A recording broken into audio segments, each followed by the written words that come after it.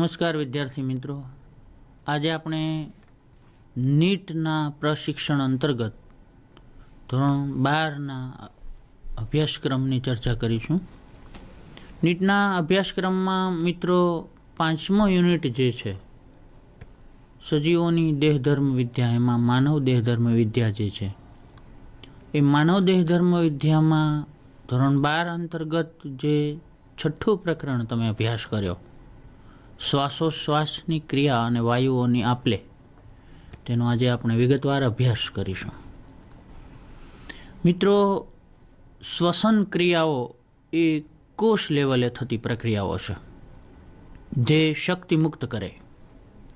કોષમાં શક્તિ મુક્ત થાય એ માટે સૌપ્રથમ જરૂરી છે એ ખોરાકનું ઓક્સિડેશન થવું, અને ઓક્સિડેશન માટે ઓક્સિજનની ઉપલબ્ધતા એ આવશ્યક છે. ઓક્સિજન વપરાય અને ખોરાકનું વિઘટન થાય, ઓક્સિડાઇઝ થાય, એટલે કાર્બન ડાયોક્સાઇડ વાયુ ઉત્પન્ન થાય છે. આ ઉત્પન્ન થતો કાર્બન ડાયોક્સાઇડ વાયુ શરીરમાં વિષારી હાનિકારક અસરો પ્રેરે, એટલે તાત્કાલિક શરીરમાંથી કાર્બન ડાયોક્સાઇડ વાયુનો નિકાલ કરવો જરૂરી છે. આમ શરીરમાં O2ની ઉપલબ્ધતા કરાવવી અને CO2 વાયુ શરીરમાંથી દૂર કરવો, આ પ્રક્રિયાઓને વાયુઓની આપલે કહીએ છીએ. Exchange of gases, O2 and CO2. આ વાયુઓની આપલે થવા માટે શરીરમાં એક ચોક્કસ પ્રકારની ઘટનાઓ બને છે, જેને આપણે શ્વાસ અને ઉચ્છ્વાસની ક્રિયાઓ કહીએ છીએ. આ ક્રિયાઓ વારાફરતી થાય છે, જેને શ્વાસોશ્વાસ કહેવાય. આપણે આ જે પ્રક્રિયાઓનો અભ્યાસ કરીશું એ તંત્ર શ્વસન તંત્ર પણ કહેવાય છે. મિત્રો, આપણા શરીરની અંદર ઘણા બધા તંત્રોમાંથી શ્વસન તંત્ર જે છે એની શરૂઆત એ આપણા નાકથી થાય.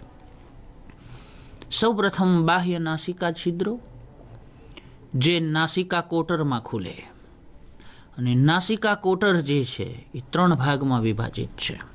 નાસિકા કોટરનો જે શરૂઆતનો જે ભાગ છે એ શરૂઆતનો ભાગ એ વાયુઓને અંદર દાખલ કરે, ત્યારબાદ મધ્ય ભાગમાં જે મધ્ય ભાગ છે નાસિકા કોટરનો એ એને હૂંફ આપે, ઉષ્મા આપે, એનું ગાળણ કરે, અને ત્યારબાદ નાસિકા કોટરના અંતિમ ભાગ વડે એ કંઠનળીમાં ખુલે. આ રીતે આપણા નાસિકા કોટરના મુખ્ય 3 ભાગ, સૌથી શરૂઆતનો વેસ્ટિબ્યુલર પ્રદેશ, ત્યારબાદ મધ્યમાં શ્વસન પ્રદેશ, અને ઉપર એ ઘ્રાણ પ્રદેશના નામથી જાણીતો છે. આ જે શ્વસન પ્રદેશ અને ઘ્રાણ પ્રદેશ વગેરે નાસિકા કોટરના જે જુદા જુદા પ્રદેશો છે એ હવે કંઠનળીમાં ખુલે, અને કંઠનળી એટલે આપણા ગળાના ભાગની અંદર જે છે એ વાયુઓ પ્રવેશે. આ કંઠનળી એ લગભગ 12.5 સેન્ટીમીટર લાંબી નળી છે. કંઠનળી મુખ્યત્વે 3 ભાગમાં વિભાજિત છે. કંઠનળીના પ્રથમ ભાગને, શરૂઆતના ભાગને આપણે નાસિકા કંઠનળી કહીશું. ત્યારબાદ બિલકુલ મુખની સામેના ભાગે આવશે ત્યારે એને મુખ કંઠનળી, અને સ્વરપેટી સુધી એ લંબાઈને સ્વર કંઠનળી કહેવાય. કંઠનળી એ સ્વરપેટી સાથે સંકળાયેલી છે. સ્વરપેટી એ એક સ્વરદંડ, વોકલ કોર્ડ નામની કાસ્થીની બનેલી એક પાતળી ફૂતરા જેવી એક પતરી ધરાવે છે, જે વાઇબ્રેશન થવાથી એમાંથી સ્વર ઉત્પન્ન થાય છે, માટે તેને આપણે સ્વરદંડ એમ કહીએ છીએ, અથવા સ્વરપેટીના નામથી ઓળખીએ છીએ. ત્યારબાદ આગળનો શ્વસન માર્ગ એ શ્વાસનળી કહેવાય. શ્વાસનળી એ આપણી મુખ્ય નળી છે. આ શ્વાસનળી આગળ જઈને 2 ભાગમાં વિભાજિત થાય. ડાબી બાજુ અને જમણી બાજુ અલગ અલગ 2 નળીઓ ફરી આગળ ફરી વિભાજિત થાય. આમ વારંવાર વિભાજિત થઈ અને શ્વાસનળીનું એક વૃક્ષ તૈયાર થાય, જેના અલગ અલગ લેવલે અલગ અલગ નામ છે. તો આપણે એક આકૃતિ દ્વારા સ્પષ્ટ કરીએ કે આ શ્વાસનળીનું વૃક્ષ એ કેવું છે. અહીં આપ જોઈ શકો છો કે શ્વાસનળીનું જે વૃક્ષ છે એ વૃક્ષની અંદર સૌ પ્રથમ જે સૌથી પહોળો ભાગ જે દર્શાવેલ છે આકૃતિમાં તે છે શ્વાસનળી. આ શ્વાસનળી હવે બે ભાગમાં વિભાજિત થાય છે, ડાબી તરફ અને જમણી તરફ. જેની અંદર જે ભાગને તમે અહીં જોઈ રહ્યા છો એ બે ભાગમાંથી એક ભાગ પ્રાથમિક શ્વાસવાહિની છે. એમ આ તરફ પણ એ પ્રાથમિક શ્વાસવાહિની કહેવાશે. ત્યારબાદ તે ફરી બે ભાગમાં વિભાજિત થઈ અને બીજી વાર વિભાજિત થાય છે, એટલે એને દ્વિતીય શ્વાસવાહિની કહીશું.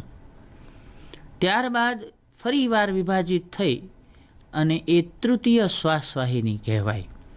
આ શ્વાસવાહિની ફરી એકવાર વિભાજિત થાય ત્યારે એ ખૂબ સાંકડી બને છે, ત્યારે એ શ્વાસવાહિકા કહેવાય. આ શ્વાસવાહિકાઓના અંતિમ ભાગે, સૌથી નીચેના ભાગે વાયુઓ ભરેલી કોથળીઓ જેવું જણાય છે, જે વાયુકોષ્ઠ છે. આમ વાયુકોષ્ઠ એ શ્વાસનળીના વૃક્ષનો અંતિમ ભાગ છે.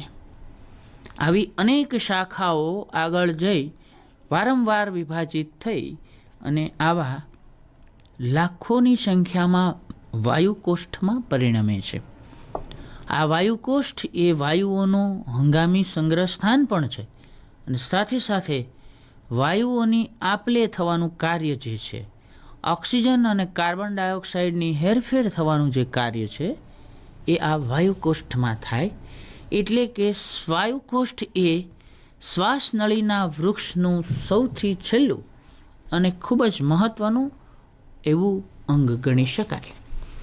મિત્રો, વાયુકોષ્ઠ એટલે શ્વાસનળીના વૃક્ષનું અંતિમ સ્થાન, જે વાયુઓના આપલેનું કાર્ય કરે છે. સામાન્ય રીતે આ શ્વાસનળી અને શ્વાસવાહિનીઓનું વૃક્ષ જો હવાના દબાણના કારણે સાંકડું થઈ જાય તો શ્વસન ક્રિયામાં વિક્ષેપ ઊભો થાય. આવું ન થાય એટલા માટે શ્વાસનળીમાં તેમજ શ્વાસનળીની શાખાઓમાં કાસ્થીની બનેલી વર્તુળાકાર આવી રીંગ જેવી રચનાઓ આવેલી છે, જેના કારણે શ્વાસનળીને એક મજબૂતાઈ મળી રહે છે. આ કાસ્થીની કડી એ સી આકારની છે, જે એક છેડેથી ખુલ્લી છે, જેના કારણે શ્વાસનળી પહોળી થઈ શકે છે તથા થોડા ઘણા અંશે સાંકડી થઈ શકે છે.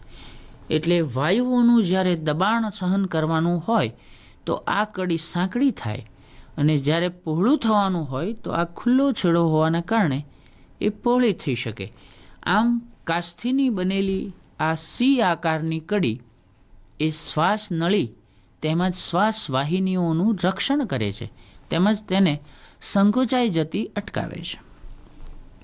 મિત્રો, હવે આપણે આ વાયુકોષ્ઠ જે છે એ તમામ લાખોની સંખ્યામાં જે વાયુકોષ્ઠ છે એ બધા જ વાયુકોષ્ઠ મળી અને ફેફસાની રચના કરે છે. આપણા ફેફસા એ આપણા શરીરના ઉરસ ભાગમાં, ઉરસ ગુહાઓમાં આવેલા છે. આ ઉરસ ભાગમાં રહેલા બંને ફેફસાઓ એ અસંખ્ય વાયુકોષ્ઠ ધરાવે છે. ફેફસાની આગળની બાજુએ જોઈએ તો ઉરોસ્થિ નામનું હાડકું એ એની સાથે જોડાયેલું છે. ઉરોસ્થિ નામનું હાડકું જે છે એ પાંસળી પિંજર બનાવે, એટલે પાંસળીઓ સાથે જોડાય અને પાંસળીઓ આપણી પીઠ તરફ જઈ અને કરોડ સ્તંભ જે છે એની સાથે સંકળાઈ જાય. એટલે કરોડ સ્તંભ, પાંસળીઓ અને ઉરોસ્થિ એ એક પાંસળી પિંજર નામની એક ગુહા બનાવે. આ પાંસળી પિંજરની અંદરના ભાગમાં બંને ફેફસાઓ સુરક્ષિત છે. ફેફસાના નીચેના ભાગમાં જઈએ તો આપણા ઉરસ ગુહા અને ઉદર ગુહા એમ બે અલગ અલગ ગુહાઓ છે.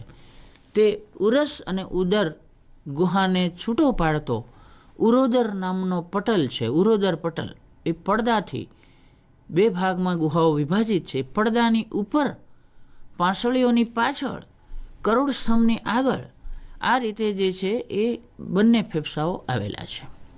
ડાબી બાજુનું ફેફસું ડાબું ફેફસું અને જમણી બાજુનું ફેફસું જે છે એ જમણું ફેફસું કહેવાય. મિત્રો, એક આકૃતિ દ્વારા આપણે સ્પષ્ટ કરીએ કે આપણા શરીરની અંદર ફેફસાઓ કેવી રીતે ગોઠવાયેલા છે. આપ જોઈ રહ્યા છો કે અહીં ફેફસા બંને બાજુ, ડાબી અને જમણી બાજુ દેખાઈ રહ્યા છે. એક બાજુ ફેફસાની અંદર થોડી ખાંચ છે, એ ડાબી તરફનું છે, અને જે ખાંચ નથી એ જમણી તરફનું છે. મિત્રો, બંને ફેફસા જે છે એ સરખા નથી. બંને ફેફસાની અંદર આપણે જમણી બાજુનું ફેફસું જોઈએ તો જમણું ફેફસું એ થોડું જાડું છે, પહોળું છે, લાંબુ છે અને ભારે છે. જ્યારે ડાબી બાજુનું ફેફસું થોડું પાતળું, સાંકડું, ટૂંકું અને હલકું છે. મિત્રો, ફરીથી જાડું, પાતળું, પહોળું, સાંકડું, લાંબુ, ટૂંકું, ભારે અને હલકું. જમણી બાજુનું ફેફસું જે છે તેની અંદર મિત્રો 3 ખંડ છે. ઉપરી ખંડ ઉપરની તરફ, મધ્યખંડ એ મધ્યમાં અને અધઃખંડ એટલે સૌથી નીચેની બાજુ. આ 3 ખંડ જે છે એવી રીતે ડાબી બાજુ તમે જોશો તો મિત્રો માત્ર 2 ખંડ છે, ઉપરી ખંડ અને અધઃખંડ એટલે કે મધ્યખંડ હોતો નથી. જમણી બાજુના ફેફસાની અંદર 2 ફાંટ છે, આડી ફાંટ અને ત્રાસી ફાંટ, જેના કારણે 1, 2 અને 3 ખંડ થયા. જ્યારે ડાબી બાજુના ફેફસાની અંદર માત્ર ત્રાસી ફાંટ છે એટલે કે આડી ફાંટનો અભાવ છે, જેના કારણે માત્ર 2 ખંડ થયા, ઉપરી ખંડ અને અધઃખંડ. આમ જમણી બાજુ અને ડાબી બાજુ જોઈએ તો જમણી બાજુના ફેફસામાં કોઈ ખાંચ જોવા મળતી નથી, જ્યારે ડાબી તરફ ફેફસું એ અંદરની તરફ અંતર્વલિત થયેલી એક ખાંચ ધરાવે છે, જે હૃદય ખાંચ છે મિત્રો. કારણ કે આપણું હૃદય એ ડાબી તરફ થોડું ઢળેલું છે. આમ જમણી બાજુના ફેફસાની અંદર હૃદ ખાંચ એ હાજર નથી, જ્યારે ડાબી તરફના ફેફસામાં હૃદયની ખાંચ એ હાજર છે. આમ ફેફસાની અંદર જે ડાબી અને જમણી બાજુની જે ભિન્નતા છે એ આપણે જોઈ. મિત્રો, હવે આપણે એ જોઈશું કે માનવની અંદર શ્વાસોશ્વાસની ક્રિયા એ કેવી રીતે થાય, આપણે કેવી રીતે શ્વાસ લઈએ. સૌથી પહેલાં આપણે વ્યાખ્યાઓ સ્પષ્ટ કરી લઈએ, શબ્દો સમજી લઈએ. શ્વાસ એટલે વાતાવરણની હવા એ આપણા શ્વસન માર્ગમાં દાખલ થાય એ ઘટના.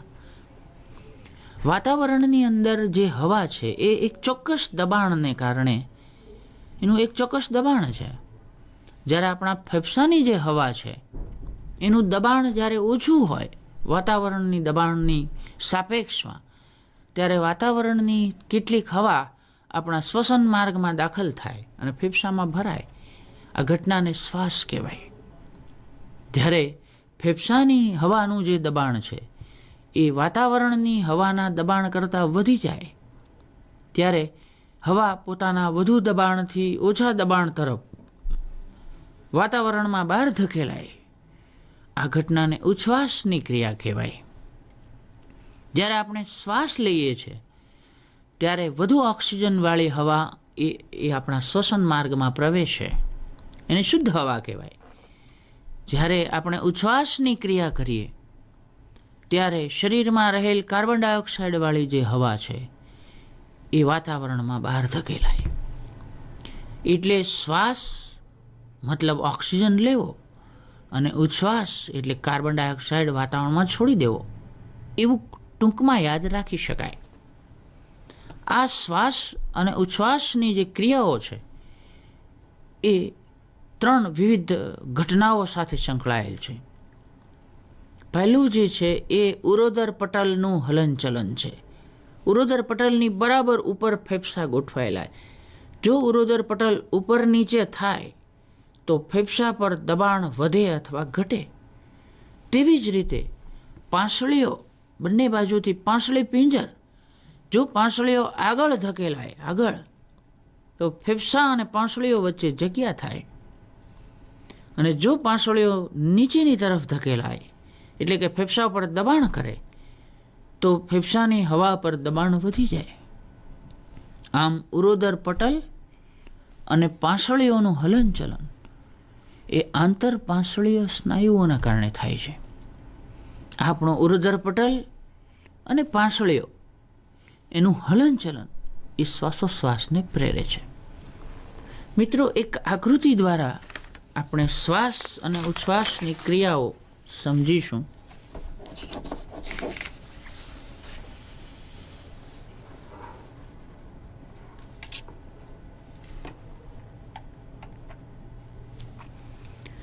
અહીં બે માનવ આકૃતિઓ આપ જોઈ રહ્યા છો. પ્રથમ આકૃતિ પર નજર કરીએ. અહીં આપ જોઈ રહ્યા છો કે ઉરોદર પટલ જે છે એ અહીં સીધો દેખાય છે અને પાંસળીઓ જે છે એ આગળની તરફ ખસેલી દેખાય છે. એટલે પાંસળીઓ એ આગળની તરફ ખસે, ઉરોદર પટલ એ સીધો થાય. એટલે ફેફસાની અંદર, આપણા શરીરની અંદર જે ફેફસાનું જે પોલાણ છે તેની અંદર નીચેની તરફ અને આગળની તરફ એમ બંને બાજુ જગ્યા વધી જાય. એટલે અંદરની હવાનું દબાણ ઓછું થઈ જાય.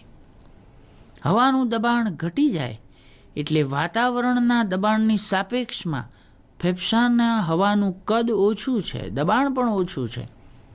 એટલે વાતાવરણની હવા જે ખૂબ જ ઓક્સિજનવાળી છે એ હવા શ્વસન માર્ગમાં થઈ અને ફેફસામાં દાખલ થાય. આ ઘટનાને શ્વાસ તરીકે ઓળખીશું. બીજી એક આકૃતિ પર નજર કરીએ. અહીં બીજી એક માનવ આકૃતિ છે જેની અંદર તમે અહીંયા જુઓ તો પાંસળી પિંજર એ નીચેની તરફ ખસે, નીચેની તરફ. એટલે પાંસળીઓનો જે વિસ્તાર છે, શરીરનો જે પોલાણનો જે વિસ્તાર અહીંયા પહોળો હતો તે થોડો સાંકડો થયો, દબાણ અંદર આવ્યું.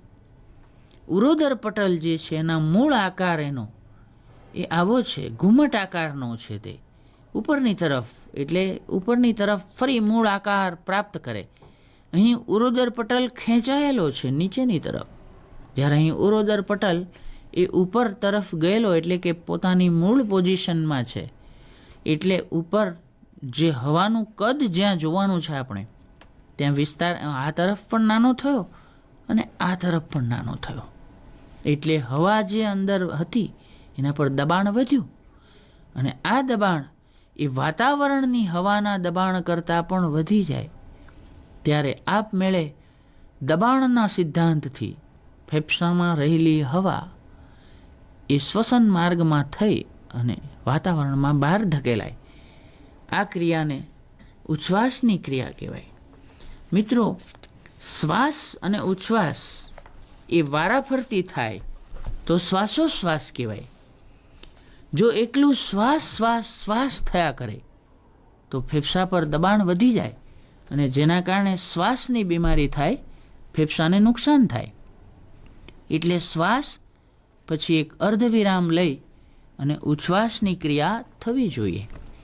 ટૂંકમાં યાદ કરીએ તો શ્વાસ એ ઉરોદર પટલના સ્નાયુઓ નીચે તરફ ખેંચાય, એટલે કે સીધા થાય. સાથે સાથે ફેફસા ઉપર પાંસળીઓથી દબાણ આવે, પાંસળીઓ નીચે તરફ ખસે. પાંસળીઓ જે છે એ હવે ઉપર તરફ આવી હોય તો જગ્યા વધી જાય, એટલે પાંસળી પિંજર પહોળું થાય, ઉરોદર પટલ નીચે તરફ જાય. એટલે ફેફસાની અંદર હવા ભરાવાથી ફેફસા હવાથી ભરાય એટલે શ્વાસ.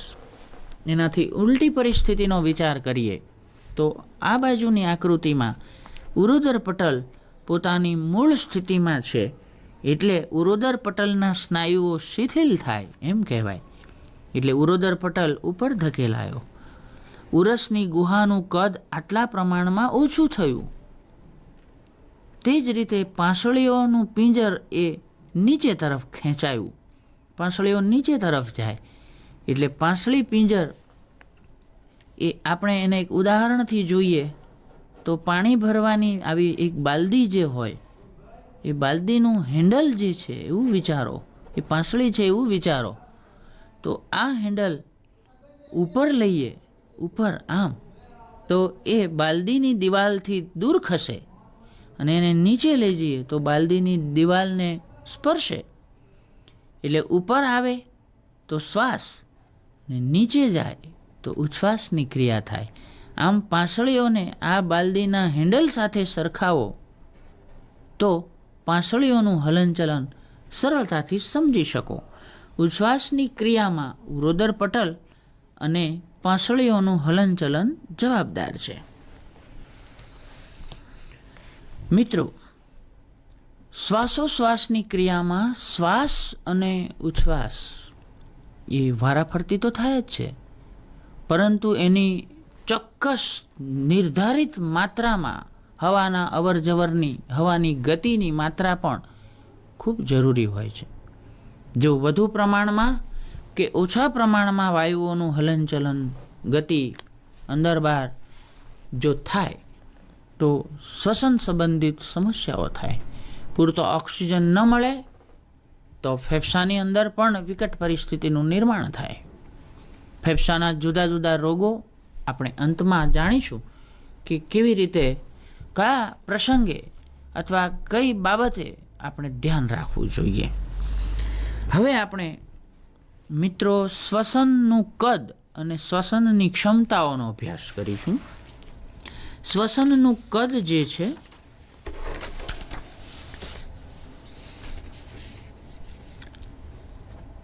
શ્વસન કદ જે આપ જોઈ રહ્યા છો અત્યારે,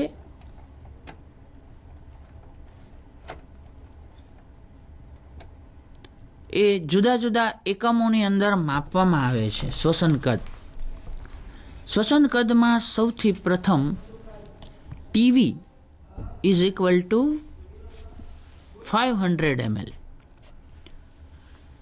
ટાઇડલ વોલ્યુમ. મિત્રો, ટાઇડલ વોલ્યુમ એટલે જેટલી હવા આપણે ફેફસામાં લઈએ અને જેટલી હવા આપણે બહાર કાઢીએ ફેફસામાંથી, તેને ટાઇડલ વોલ્યુમ કહે. સામાન્ય રીતે સામાન્ય શ્વાસોશ્વાસ કરીએ જ્યારે આપણે, ત્યારે 500 ml હવા શ્વાસમાં લઈએ છીએ અને 500 ml હવા આપણે બહાર કાઢીએ છીએ. એને ટાઇડલ વોલ્યુમ કહીશું. ત્યારબાદ IRV 2500 થી 3000 ml. ઇન્સ્પાયરેટરી રિઝર્વ વોલ્યુમ એટલે કે સામાન્ય શ્વાસ લીધા પછી આપણે દબાણપૂર્વક થોડો વધુ શ્વાસ લઈ શકીએ છીએ, તે 2500 થી 3000 ml જેટલી હવા લઈ શકીએ તો તેને IRV કહેવાય. ERV એટલે કે એક્સપાયરેટરી રિઝર્વ વોલ્યુમ. આનો મતલબ એ થાય કે તમે ઉચ્છ્વાસમાં 500 ml હવા તો બહાર કાઢો જ છો, પણ થોડું દબાણ કરીએ, થોડા ફેફસાઓમાં દબાણ આવે તો 1000 થી 1100 ml જેટલી હવા આપણે વધુ બહાર કાઢી શકીએ. એટલે 1000 થી 1100 ml એ એક્સપાયરેટરી રિઝર્વ વોલ્યુમ થયું. RV residual volume. દબાણપૂર્વક ફેફસામાંથી હવા બહાર કાઢ્યા પછી પણ ફેફસામાં થોડી હવા જમા રહે છે. મતલબ આપણે 1000-1100 ml તો બહાર કાઢી શકીએ છીએ, બધી હવા બહાર ન કાઢી શક્યા. જે બાકી રહેલી હવા હતી તે 1100 થી 1200 ml, તેને રેસિડ્યુઅલ વોલ્યુમ કહેવાય. 5મા નંબર પર IC ઇન્સ્પાયરેટરી કેપેસિટી એટલે કે તમે કેટલા પ્રમાણમાં શ્વાસ લઈ શકો છો. મિત્રો, આપણે સામાન્ય શ્વાસ લઈ શકીએ અને દબાણપૂર્વક લઈ શકીએ. ટીવી અને IRV સામાન્ય અને દબાણનો સરવાળો કરો તો 500 અને 2500 એટલે કે લગભગ 3000, અથવા 500 અને 3000 એટલે કે 3500 ml એ ઇન્સ્પાયરેટરી કેપેસિટી થઈ. તે જ રીતે એક્સપાયરેટરી કેપેસિટી EC, તમે દબાણથી જે હવા બહાર કાઢેલી છે અને સામાન્ય ઉચ્છ્વાસ છે તે બંનેનો સરવાળો કરો તો TV plus IRV is equal to IC. મતલબ 3000 થી 3500 ml હવા ઉચ્છ્વાસથી કે વધુ પડતા દબાણથી ઉચ્છ્વાસ કરવાથી બહાર કાઢી શકાય. તે જ રીતે 7મા નંબર પર FRC જુઓ છો તમે. એટલે કે ફંક્શનલ રેસિડ્યુઅલ કેપેસિટી. આ એફઆરસી એ ERV અને RVનો સરવાળો છે. મતલબ દબાણથી હવા બહાર ફેંકાય અને જે હવા રિઝર્વ રેસિડ્યુઅલ રહી છે એ બંનેનો સરવાળો કરો તો 2100 થી 2300 ml જેટલી હવા એ આપણા ફેફસાની ફંક્શનલ રેસિડ્યુઅલ કેપેસિટી થઈ. ત્યારબાદ 8મા નંબર પર તમને VC એટલે કે વાઇટલ કેપેસિટી આપ્યું છે. VC is equal to TV plus IRV plus ERV એટલે કે 4000 થી 4600 ml જેટલી હવા એ આપણી ફેફસાની જીવંત ક્ષમતા થઈ. જ્યારે હજુ પણ થોડી ક્ષમતા છે અને એ TV, IRV, ERV અને RV એમ ચારેચારનો સરવાળો, પ્રથમ ચારનો સરવાળો કરો તો એ TLC એટલે કે ટોટલ લંગ કેપેસિટી, તમારા ફેફસાની પૂર્ણ ક્ષમતા, પ્રથમ ચારના સરવાળાને ટોટલ લંગ કેપેસિટી જે 5100 થી 5800 ml જેટલી થાય. મિત્રો, આ શ્વસન કદ થયું. શ્વસન કદ. હવે શ્વસનની અમુક ક્ષમતાઓ નક્કી કરેલી છે. આપણે તે ક્ષમતાઓ જોઈએ, એક આકૃતિથી ક્ષમતાઓને સમજીએ. આંશિક દબાણ એ mmHgમાં માપવામાં આવ્યું છે, એટલે મિલીમીટર પારો. મિત્રો, દબાણનો એક એકમ એ પારો છે. અહીં જુદા જુદા 6 ખાનાઓ આપ જોઈ રહ્યા છો. એક શ્વસન વાયુ કયો છે તે. આ વાયુ જ્યારે વાતાવરણમાં હોય, O2 અને CO2 ત્યારની સ્થિતિ, તે વાયુકોષ્ઠમાં હોય ત્યારની સ્થિતિ, રુધિરમાં હોય ત્યારની સ્થિતિ. રુધિરમાં એ ઓક્સિજન વગર અને ઓક્સિજન સાથે એમ 2 લેવાના છે, અને એક કોષ અથવા પેશી અંગતંત્રમાં હોય ત્યારની સ્થિતિ બતાવીએ. જ્યારે વાયુ તરીકે ઓક્સિજન હોય તો આ ઓક્સિજન વાયુ વાતાવરણમાં 159 mmHg જેટલા પ્રમાણમાં છે, અને વાયુકોષ્ઠ એટલે કે તમારા ફેફસામાં હવા જ્યાં સંગ્રહ થવાની છે તેનું મૂલ્ય 104 mmHg છે. તમે મિત્રો જોઈ શકો છો કે વાતાવરણની હવા અને વાયુકોષ્ઠની હવાના મૂલ્યમાં, એના પ્રમાણમાં, એનું દબાણનો જે એકમ છે તેમાં તફાવત છે, અને તે વાતાવરણમાં વધારે છે. એટલે મિત્રો, આ વાતાવરણની હવાનો ઓક્સિજન એ વાયુકોષ્ઠમાં આપમેળે પ્રવેશે પ્રસરણથી. હવે જે રુધિર છે એ રુધિર વાહિનીઓ ફેફસાના વાયુકોષ્ઠ સાથે સંકળાયેલી હોય, એટલે કાર્બન ડાયોક્સાઇડવાળું જે રુધિર છે, અશુદ્ધ રુધિર, જેની અંદર ઓક્સિજન 40ની માત્રામાં છે, જ્યારે વાયુકોષ્ઠમાં તે 104ની માત્રામાં છે. આ 40 અને 104માં જે તફાવત છે એ વધુ દબાણથી ઓછા દબાણ તરફ વાયુઓની ગતિને પ્રેરે છે. હવે જે રુધિર હતું એ અશુદ્ધ હતું, ઓક્સિજન મળવાથી શુદ્ધ થયું. શુદ્ધ રુધિરમાં કાર્બન ડાયોક્સાઇડ ઓછો છે, ઓક્સિજન વધારે છે, એટલે શુદ્ધ રુધિરમાં ઓક્સિજન ભળવાથી શુદ્ધિકરણ થયું. હવે આ 95 એટલે કે 95 એકમ જેટલું હવે અહીંયા દબાણ છે, જે પેશીના પ્રમાણ કરતાં વધુ છે. એટલે તમે જોઈ શકો છો કે વધુ દબાણથી ઓછા દબાણ તરફ આપમેળે ઓક્સિજન પ્રવેશે. આમ શરીરની તમામ પેશીઓને વાતાવરણની હવાનો ઓક્સિજન પ્રાપ્ત થાય. મિત્રો, હવે કાર્બન ડાયોક્સાઇડની માત્રા જોઈશું, જે આપણે અહીંથી આ તરફ જોઈશું, કારણ કે કાર્બન ડાયોક્સાઇડ બહાર નીકળે છે. તો સૌ પ્રથમ પેશીમાં રહેલો કાર્બન ડાયોક્સાઇડ એ 45 એકમ છે. એકમ અહીંયા લખ્યો છે, જે શુદ્ધ રુધિરમાં કાર્બન ડાયોક્સાઇડ તેનાથી 5 એકમ ઓછો છે, 40 એકમ છે. એટલે કાર્બન ડાયોક્સાઇડ વધુ માત્રાથી ઓછી માત્રા તરફ પ્રસરે. પ્રસરવાથી તેની માત્રા વધીને 45 થઈ જાય. મિત્રો, રુધિર O2 વાળું હતું તે હવે CO2 વાળું થયું. આ 45 એકમની માત્રા ધરાવતું રુધિર જ્યારે વાયુકોષ્ઠમાં આવે ત્યારે વાયુકોષ્ઠમાં તેની માત્રા 40 છે. એટલે ફરીથી તે પ્રસરણ પામીને વાયુકોષ્ઠમાં આવે અને તે માત્રા વધી જાય. હવે વાતાવરણમાં કાર્બન ડાયોક્સાઇડનું પ્રમાણ 0.3ની માત્રા, જે ખૂબ જ ઓછી છે. એટલે તમામ કાર્બન ડાયોક્સાઇડ લગભગ મોટા ભાગનો એ વાતાવરણમાં બહાર નીકળી જાય. મિત્રો, આ વાયુઓના ક્ષમતાઓ અને કદથી આપણે કઈ રીતે શ્વાસોશ્વાસની ક્રિયા કરીએ છીએ એ સમજી શક્યા. હવે આપણે રુધિર ઓક્સિજન કોષને કેવી રીતે આપે એ સમજીશું એક આકૃતિ દ્વારા.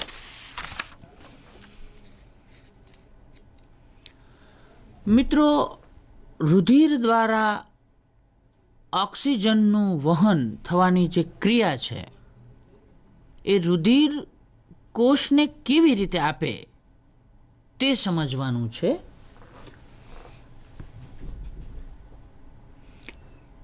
સૌપ્રથમ હિમોગ્લોબિનનો અણુ જે છે HB, એ હિમોગ્લોબિન એ હાઇડ્રોજન સાથે જોડાઈને HHB બનાવે. આ HHB જે છે એ હિમોગ્લોબિનિક એસિડ કહેવાશે. હિમોગ્લોબિનિક એસિડ હવે ઓક્સિજન સાથે જોડાઈ જાય તો તે ઓક્સી હિમોગ્લોબિનિક એસિડ બનાવે. એટલે કે આપણા રુધિરમાં ઓક્સી હિમોગ્લોબિનિક એસિડ સર્જાયો. હવે રક્તકણમાં મોટાભાગે આ ક્રિયા રક્તકણમાં થાય તો રક્તકણમાં પોટેશિયમ બાયકાર્બોનેટ નામનો ક્ષાર રહેલો છે જે રુધિર રસમાં નથી. એટલે રક્તકણો એ 97% જેટલું ઓક્સિજનનું વહન કરે. આ ક્ષાર ન હોવાથી રુધિર રસ એ માત્ર 3% ઓક્સિજનનું વહન કરે. આ ક્ષાર, રક્તકણમાં રહેલો ક્ષાર એ HHBO2 એટલે કે ઓક્સી હિમોગ્લોબિનિક એસિડ સાથે સંયોજાય. એટલે H અને HbO2 એમ એનું આયનીકરણ થાય. જ્યારે KHCO3 પોટેશિયમ બાયકાર્બોનેટમાં K અને બાયકાર્બોનેટ આયન એમ એનું ઓક્સિડેશન થાય. H બાયકાર્બોનેટ સાથે અને પોટેશિયમ હિમોગ્લોબિનના સંયોજન સાથે જોડાઈ જવાથી પોટેશિયમ ઓક્સી હિમોગ્લોબિનિક એસિડ અને હાઇડ્રોજન અને બાયકાર્બોનેટ જોડાઈને કાર્બનિક એસિડ એમ 2 સંયોજનો બને. જ્યારે KHbO2 એટલે કે પોટેશિયમ ઓક્સી હિમોગ્લોબિનિક એસિડ એ હવે રુધિર દ્વારા અંગ સુધી, પેશી સુધી જાય અને પેશીમાં જઈને ફરીથી પોટેશિયમ, હિમોગ્લોબિન અને ઓક્સિજન એમ 3 ભાગમાં વિભાજિત થઈ જાય. એટલે જે તે અંગને ઓક્સિજન મળે. મિત્રો, આ રીતે રુધિર દ્વારા પોટેશિયમ ઓક્સી હિમોગ્લોબિનિક એસિડ એ સ્વરૂપમાં રુધિર જે છે એ પોટેશિયમ ઓક્સી હિમોગ્લોબિનિક એસિડ સ્વરૂપે ઓક્સિજનનું વહન કરે. ઘણીવાર સ્પર્ધાત્મક પરીક્ષાઓમાં એવું પૂછવામાં આવે છે કે ઓક્સિજન કયા સ્વરૂપે કોષને મળે, તો પોટેશિયમ ઓક્સી હિમોગ્લોબિનિક સ્વરૂપ. હવે ઓક્સિજન વપરાય અને કાર્બન ડાયોક્સાઇડનું નિર્માણ થાય. આવો કાર્બન ડાયોક્સાઇડ શરીરમાંથી ભિન્ન ભિન્ન રીતે નિકાલ કરવામાં આવે, બહાર કાઢવો પડે. તો એ ક્રિયાઓને કાર્બન ડાયોક્સાઇડનું વહન એમ કહેવાય. મિત્રો, એક આકૃતિથી કાર્બન ડાયોક્સાઇડનું વહન કેવી રીતે થાય તે સમજીએ. તો રુધિર દ્વારા કાર્બન ડાયોક્સાઇડનું વહન. મુખ્યત્વે રુધિર 2 રીતે કાર્બન ડાયોક્સાઇડ બહાર નિકાલ કરશે: ભૌતિક દ્રાવણ અને રાસાયણિક ઘટક. ભૌતિક દ્રાવણ એ સૌથી ઓછું એટલે કે 10% થઈ શકે છે. કાર્બન ડાયોક્સાઇડ અને પાણી એ કાર્બનિક એસિડ બનાવે અને તે રીતે શરીરમાંથી એનો નિકાલ થાય.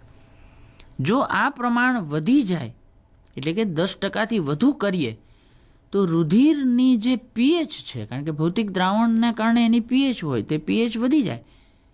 પીએચ જે છે નોર્મલ જે રુધિરની 7.4 હોય પીએચ એ ઘટે, કારણ કે આ એસિડ છે, એટલે ઘટીને 4.5 થઈ શકે તો એ ઘાતક નીવડે, કારણ કે રક્તકણો ફાટી જાય અને એના કારણે આપણા રુધિર જે છે એમાં સમસ્યા સર્જાય, કારણ કે રક્તકણો ફાટી જાય તો આપણું મૃત્યુ પણ થઈ શકે. બીજી રીત છે એ છે રાસાયણિક ઘટકોની રીત. રાસાયણિક ઘટકો કાર્બામિનો ઘટક અને બાયકાર્બોનેટ એમ બે છે.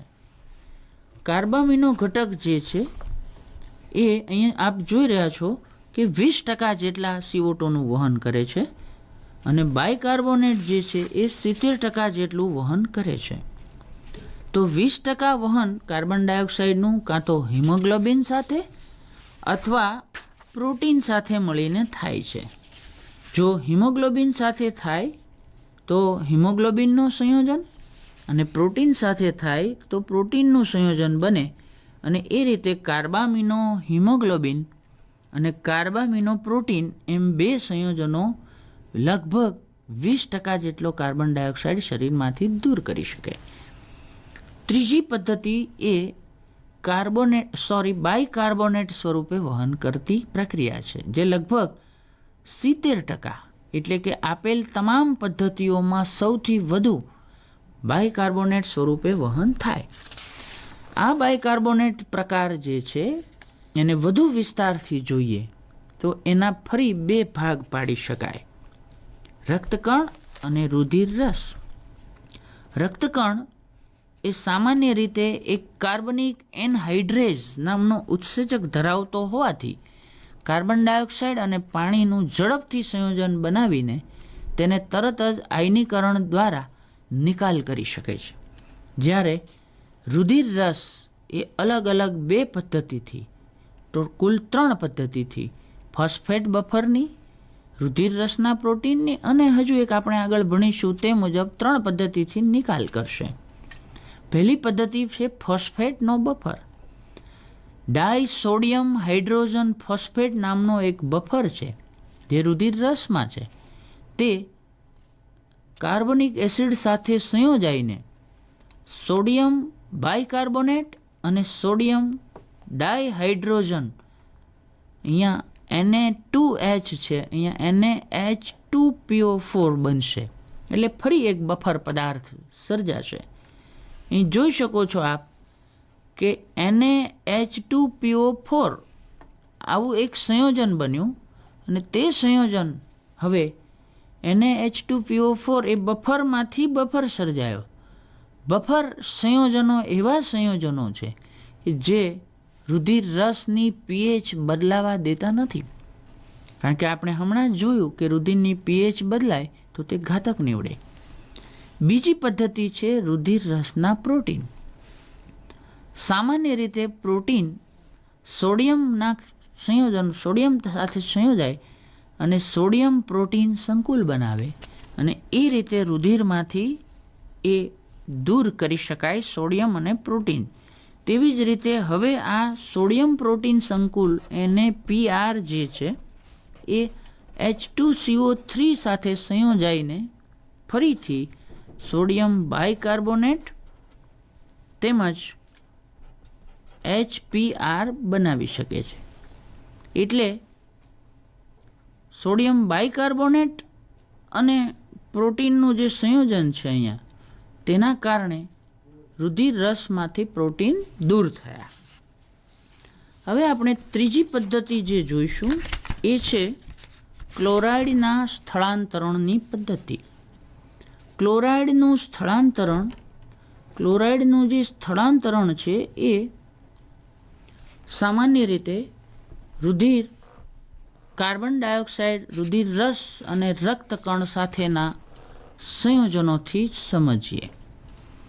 સૌપ્રથમ આ તરફ રુધિર રસ અને આ તરફ રક્તકણ છે એવું ધારી લઈએ તો સોડિયમ ક્લોરાઇડ એક સંયોજન છે જેનું આયનીકરણ થતાં સોડિયમ અને ક્લોરીનના ધન અને ઋણ આયનોમાં વિભાજિત થાય રક્તકણની દિવાલ, આ રક્તકણ જે છે એની દિવાલ એ ઋણ આયનો માટે પ્રવેશશીલ છે, ધન આયનો માટે નથી. આથી માત્ર ક્લોરાઇડ પ્રવેશી શકે. આમ રુધિર રસમાંથી રક્તકણમાં ક્લોરાઇડને સ્થળાંતરણ થયો કહેવાય.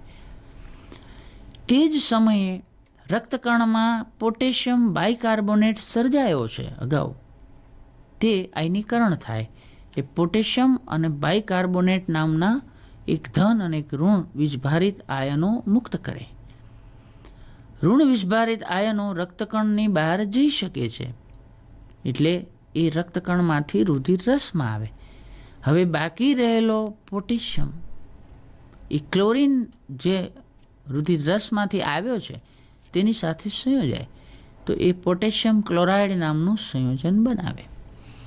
મિત્રો, આ જે બાયકાર્બોનેટ આ તરફ આવ્યો છે એ હવે બાકી રહેલા સોડિયમ, કારણ કે ક્લોરાઇડ અંદર ગયો છે તો બાકી રહેલા સોડિયમ સાથે બાયકાર્બોનેટ જોડાઈને સોડિયમ બાયકાર્બોનેટનું સંયોજન બનાવે.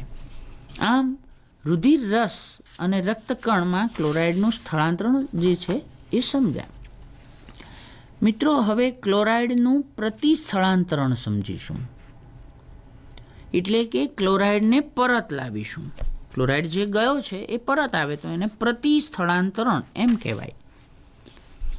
આ તરફ રુધિર રસ અને આ તરફ રક્તકણ છે એવું ધારી લઈએ તો રુધિર રસમાં રક્તકણ માંથી રુધિર રસમાં ક્લોરાઇડ આવે ત્યારે એને પ્રતિસ્થળાંતરણ થયો એમ કહેવાય.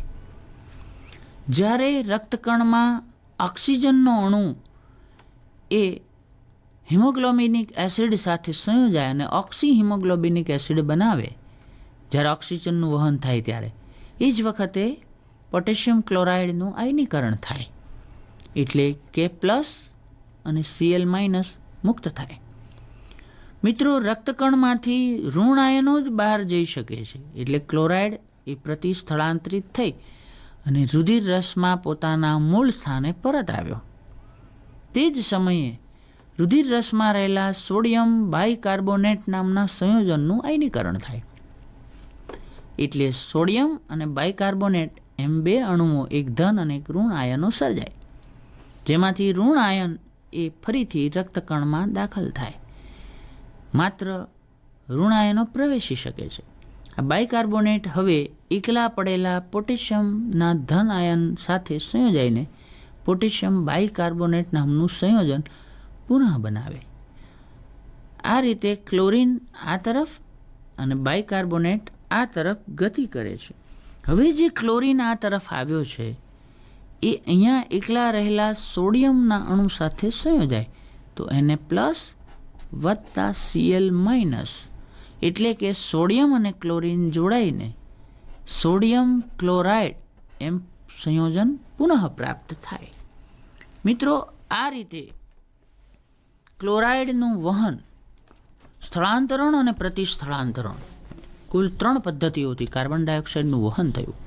હવે એમાં જુદી જુદી રીતે આવેલો કાર્બન ડાયોક્સાઇડ એ હવે આપણે ફેફસામાંથી જ્યારે બહાર કાઢવો હોય ત્યારે ફેફસામાંથી બહાર કાઢવા માટેની જે 4 પદ્ધતિ છે એના પર નજર કરીએ તો આપ જાણો છો તે પ્રમાણે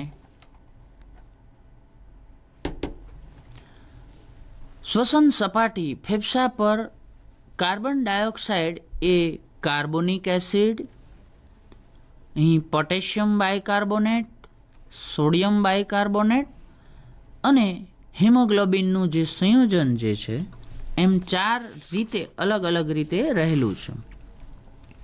પહેલી રીતે જોઈએ તો કાર્બનિક એસિડ એ પાણી અને કાર્બન ડાયોક્સાઇડમાં વિભાજિત થાય. પોટેશિયમ બાયકાર્બોનેટના 2 અણુઓ મળીને K2CO3 વત્તા H2O પ્લસ CO2 એમ 3 અલગ અલગ જુદા ઘટકો બની જાય અને કાર્બન ડાયોક્સાઇડ મુક્ત થાય. સોડિયમ બાયકાર્બોનેટ છે 2NaHCO3 Na2CO3 plus H2O plus CO2 આ રીતે કાર્બન ડાયોક્સાઇડ શ્વસન સપાટીમાંથી વાતાવરણમાં મુક્ત થાય.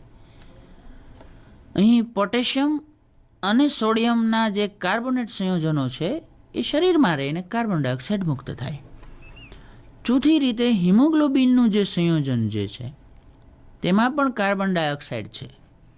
તેમાંથી HbNH2 રહે પણ CO2 એમાંથી મુક્ત થાય. આમ જુદી જુદી રીતે અલગ અલગ રીતે દૂર થઈ શકે. જો આપણી પાસે પ્રોટીન પણ હોય, ધારો કે આપણી પાસે પ્રોટીન PRNHCOOH આવું સંયોજન પણ સર્જાય છે, તો એમાંથી PRNH2 એ શરીરમાં રહેશે અને CO2 વાતાવરણમાં મુક્ત થશે. મિત્રો, આ રીતે કાર્બન ડાયોક્સાઇડ શરીરમાંથી સંપૂર્ણ રીતે દૂર થયો. જુદી જુદી પદ્ધતિથી કાર્બન ડાયોક્સાઇડનું શરીરમાંથી નિકાલ થવાની પ્રક્રિયા, જે મગજ સાથે સંકળાયેલા જુદા જુદા રાસાયણિક ઘટકો અને ચેતાઓથી પણ નિયમિત થાય છે. મગજમાં રહેલી મસ્તિષ્ક ચેતાઓમાંથી જે ચેતાઓ એ આપણા ઉરોદર પટલ અને પાંસળીઓનું હલનચલન કરે છે, એવી 10મા નંબરની વેગસ નામની જે ચેતા છે એ આ ક્રિયા સીધી રીતે એની સાથે સંકળાયેલી છે. જુદા જુદા અંતઃસ્ત્રાવો જે આપણા રુધિર દ્વારા ફેફસાના આજુબાજુની ગુહાઓ જે છે સાંકડી અને પહોળી કરવાનું જે કાર્ય કરે છે, એમ બે રીતે શ્વસન ક્રિયાઓનું નિયમન, ચેતા નિયમન અને રસાયણ નિયમન એમ બે ભાગમાં વિભાજિત છે. શ્વસન ક્રિયાઓનું સંપૂર્ણ નિયમન થયું. હવે જે જુદા જુદા ફેફસા અને શ્વસન માર્ગ સંબંધિત રોગ છે, તેમાં પહેલો રોગ છે બ્રોન્કાઇટિસ. બ્રોન્કસ એટલે શ્વાસનળી. આઇટિસ પ્રત્યે લગાડતા બ્રોન્કાઇટિસ એટલે શ્વાસનળીઓની અંદર સર્જાતી ખામી. શ્વાસનળીઓમાં ચેપ લાગવાથી બળતરા થાય અને દિવાલની અંદર જે સમસ્યા સર્જાય એને બ્રોન્કાઇટિસ કહેવાય. અસ્થમા અથવા દમ. શ્વાસનળી દ્વારા શ્વાસ લેવામાં જે તકલીફ હોય એ તકલીફ દમ કહેવાય. ખાસ કરીને ઉચ્છ્વાસની ક્રિયાઓ જલ્દી ન થવાથી અને એલર્જીથી થતો રોગ, શ્વાસ રૂંધાવાનો રોગ એટલે દમ અથવા અસ્થમા. એમ્ફીસેમા ફેફસાના વાયુકોષ્ઠ નષ્ટ થવાની પ્રક્રિયાના કારણે મૃત શ્વેતકણો ભરાઈ જવાથી એમ્ફીસેમા થાય. વારંવાર બ્રોન્કાઇટિસથી પણ એ થઈ શકે. ન્યુમોનિયા ફેફસામાં મૃત શ્વેતકણો ભરાઈ જાય, ઘણા બધા વાયુકોષ્ઠ નષ્ટ થાય, પાણી ભરાઈ જાય ફેફસામાં, એવી સ્થિતિ ન્યુમોનિયા છે, જે બાળકો, વૃદ્ધો અને એડ્સના દર્દીઓ કે જેમાં રોગ પ્રતિકારક શક્તિ ખૂબ જ ઓછી થઈ ગઈ છે તેને વારંવાર થાય. ને ફેફસાના વ્યવસાયના કારણે થતા કેટલાક રોગો, સિલિકાથી સિલિકોસિસ, ફાઇબર્સથી ફાઇબ્રોસિસ, આમ અનેક પ્રકારના વ્યવસાયથી પણ ફેફસાના રોગો થાય. મિત્રો, આમ આપણે આજે જોયું કે શ્વાસોશ્વાસની જે પ્રક્રિયાઓ છે એ પ્રક્રિયાઓને અનુરૂપ સામાન્ય રીતે જુદા જુદા જે ટોપિક હતા તે આપણને ક્લિયર થયા. હવે આપણે કેટલાક એને અનુરૂપ MCQ જોઈએ તો કેવી રીતે એને આપણે સોલ્વ કરી શકીએ છીએ તે એકદમ વ્યવસ્થિત રીતે આપણે વાંચીએ પ્રશ્ન તો ક્લિયર થાય. પહેલો પ્રશ્ન છે કે ઓક્સિજનનું વાયુકોષ્ઠમાં દબાણ જણાવો. મિત્રો, વાયુકોષ્ઠનું ખાનું એ બીજા નંબરનું હતું અને એમાં 104 mmHg હતું, તો આપણા વિકલ્પમાં 104 mmHg એ એનો જવાબ કહેવાય. બરાબર છે. પ્રશ્ન 2 પર જોઈશું તો આપણે હવાના કદના આધારે ચડતા ક્રમમાં ગોઠવવાનું હોય. તો મિત્રો, થોડો વિચાર માંગી લેવો પ્રશ્ન છે કે ટીવી, વીસી, ઈસી, આરવી તો બધાની કિંમત આપણે જાણતા હોઈએ, તો સૌથી નાનું એ પહેલાં લઈશું કારણ કે ચડતા ક્રમમાં ગોઠવવાનું છે. તો સૌથી નાનું મૂલ્ય જે છે તેની અંદર એ ટીવીનું છે કારણ કે તે 500 ml છે, એટલે આ 1 નંબર જે છે એનું મૂલ્ય સૌથી નાનું છે, તો 1 પહેલાં આવશે. એટલે કોઈ પણ જવાબ હોઈ શકે. ત્યાર પછી જે છે એ છેલ્લો જે છે આરવી, એનું મૂલ્ય પણ નાનું છે. તો જે રીતે મૂલ્યને ચડતા ક્રમમાં ગોઠવો તો 1 પછી 4 પછી 3 અને પછી 2 એમ જવાબ તમે પસંદ કરી શકો બહુ સરળતાથી. ત્યારબાદ આપણે એક પ્રશ્ન જોઈએ આગળ. તો ઉરોદર પટલ કોની સાથે જોડાયેલું નથી. તો આપણે જાણીએ છીએ કે ઉરોદર પટલ એ આગળની તરફ ઉરોષ્ઠી સાથે, પાછળની તરફ જે છે એ અહીંયા કરોડસ્તંભ સાથે અને આ બંને બાજુ પાંસળીઓ સાથે જોડાયેલો છે. તો પાંસળી, ઉરોષ્ઠી ને કરોડસ્તંભ એ 3 છે, ફેફસા નથી. તો એ આપણો જવાબ છે. ફેફસા એ જવાબ. અહીં આકૃતિની અંદર હવા અંદર જાય છે તો એ શ્વાસની ક્રિયા થઈ. આપણે ડાયરેક્શન જોવાની છે. પ્રશ્ન 5ની અંદર જે છે શ્વસનનું અંતિમ ધ્યેય શું? તો આપણે જાણીએ છીએ મિત્રો કે પહેલાં જ આપણે કહ્યું કે શક્તિ મુક્ત કરવી એ એનું અંતિમ ધ્યેય છે, નહીં કે CO2 દૂર કરવો. શક્તિ મેળવવા માટે શ્વસન થાય છે. 6થા પ્રશ્નની અંદર બફર પદાર્થ કયો છે કે જે રુધિર રસમાં હોય? મિત્રો આમાં બધામાં તમે જોઈ શકો તો સોડિયમ ડાયસોડિયમ હાઇડ્રોજન ફોસ્ફેટ એ બફર પદાર્થ છે. તો આપણે એને સરળતાથી ઓળખી શકીએ. આવો જ એક બીજો બફર પદાર્થ જે છે એ NaH2PO4 છે. તો NaH2PO4 એ એક બીજો બફર પદાર્થ થયો. 7મા પ્રશ્નમાં આપણે કાર્બનિક એનહાઇડ્રેઝ નામના ઉત્સેચકનું આપણા કયા અંગમાં સ્થાન છે એ શોધવાનું હોય. તો શ્વેતકણો એ તો કોષ કેન્દ્ર ધરાવે છે એટલે ત્યાં ન હોઈ શકે. રુધિર રસ પ્રવાહી છે એટલે ત્યાં પણ ઉત્સેચક નથી. લસિકા કણ એક જાતનો શ્વેતકણ છે, આમાં નથી તો આમાં પણ ના હોય. તો એક રહ્યો રક્તકણ જે આ ઉત્સેચક ધરાવે છે. એ રીતે આપણે સરળતાથી શોધી શકીએ. રક્તકણ કેટલા પ્રમાણમાં ઓક્સિજનનું વહન કરે છે? તો મિત્રો સૌથી વધુ પ્રમાણ 97% જેટલો ઓક્સિજન એ રક્તકણ દ્વારા વહન પામે છે. માત્ર 3% એ રુધિર રસ દ્વારા વહન પામે છે. 9મા પ્રશ્નમાં આપણે જોઈશું કે સૌથી વધુ CO2નું વહન એ કયા સ્વરૂપમાં થાય છે? મિત્રો જુદા જુદા સ્વરૂપ જે છે તેમાંથી બાયકાર્બોનેટનું જે સ્વરૂપ છે એ સૌથી વધારે 70% જેટલું વહન કરે છે, જે આપણે અગાઉ ભણ્યા છે. 10મા અને અંતિમ પ્રશ્નમાં આપણે જોઈશું કે ઓક્સિજનનું વહન એ કયા સંયોજન સ્વરૂપે થાય? તો મિત્રો જુદા જુદા સંયોજનમાંથી અહીંયા તમે જોઈ શકો છો કે પોટેશિયમનું જે સંયોજન છે oxyhaemoglobinic acid, potassium oxyhaemoglobinic acid એ ઓક્સિજનનું વહન કરે છે. આમ મિત્રો શ્વસન સંબંધિત જુદા જુદા પ્રશ્નોના ઉકેલ તમે સારી રીતે સમજી શક્યા હશો. આનું વારંવાર પુનરાવર્તન કરો, દ્રઢીકરણ કરો. આશા છે કે આપ વધુ ને વધુ નાના MCQ અને જટિલ MCQ કે જે નીટની પરીક્ષા માટે આપની સમક્ષ આવવાના છે એ સારી રીતે સોલ્વ કરી શકશો. ધન્યવાદ. આભાર.